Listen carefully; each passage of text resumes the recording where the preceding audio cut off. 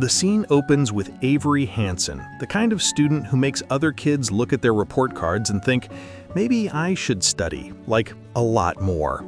She's an extremely dedicated teenager, always shining in the areas where she knows she can be perfect, and conveniently ignoring anything that might make her seem ordinary.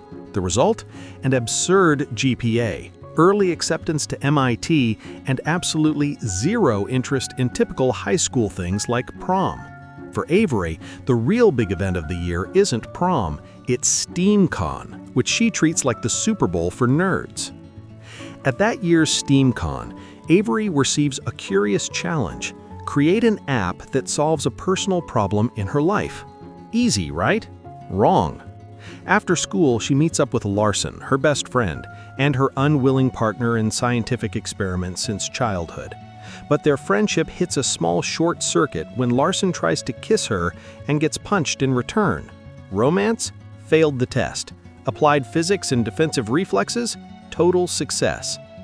Ironically, even though she seems completely uninterested in relationships, Avery actually has a long-distance boyfriend named Casper, whom she met at a previous STEAMCon. When someone asks if she's bringing him to prom, she says prom isn't even close to being on her list of priorities. Larson tries to convince her to go with him, but the proposal is dismissed with the same cold logic Avery would use to reject a poorly formulated hypothesis in the lab. At home, Avery tries to figure out what personal problem could possibly become an app. Everything in her life seems a little too perfect, until Casper calls and says he wants to take their relationship to the next level when they meet at STEAMCon. For someone who dominates programming, calculus, and could probably explain black holes over breakfast, there's one field that remains completely unknown: adult relationships, and Avery hates not knowing something. Raised by three moms, Susie, Deb, and her bonus mom, Kim, Avery decides to ask for advice. Susie tries to explain that intimacy isn't something you plan step by step like a scientific experiment. Naturally, Avery interprets this as a challenge and decides to do the exact opposite: create an artificial intelligence app that will turn her into an expert before she meets Casper. But every algorithm needs data. So Avery starts conducting interviews around school: the cheerleader, the dancer, the athlete, the engineering nerd. And she discovers that nobody really seems to have an instruction manual about the subject.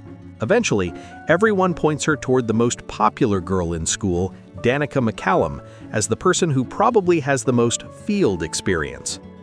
Danica gives Avery several tips and suggests she find someone to practice with, and so Larson, poor guy, gets recruited once again as her experimental partner.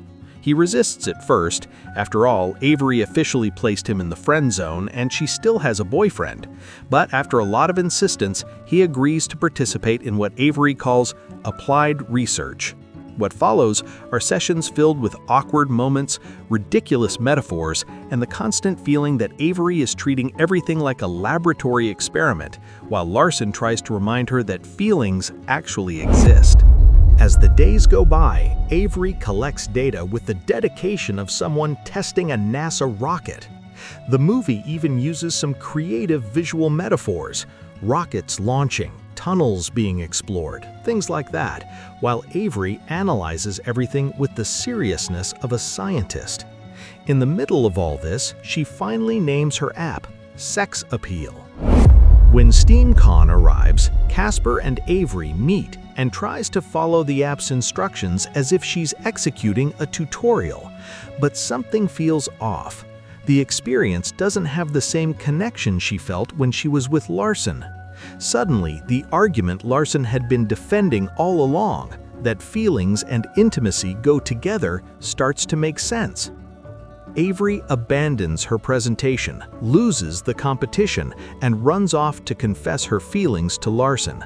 But there's one universal rule not even MIT can solve: bad timing. Larson is tired of waiting and decides to move on. At the school prom, he dances with another girl while Avery watches from a distance. For the first time, she understands that not everything can be planned like an algorithm, and accepting that is also part of growing up. The dynamic is a bit reminiscent of When Harry Met Sally, where friendship and romance keep competing to see which one wins the emotional experiment. This film was produced for streaming and stood out for mixing teenage romantic comedy with STEM culture, something rare in the genre, since most rom-coms prefer school hallways and social drama instead of algorithms and hackathons. Now the question is, if Avery had listened to Larson from the beginning, would the story have ended differently, or were her mistakes exactly what she needed to finally understand what she was feeling? Thank you very much for watching until the end, and I'll see you in the next video.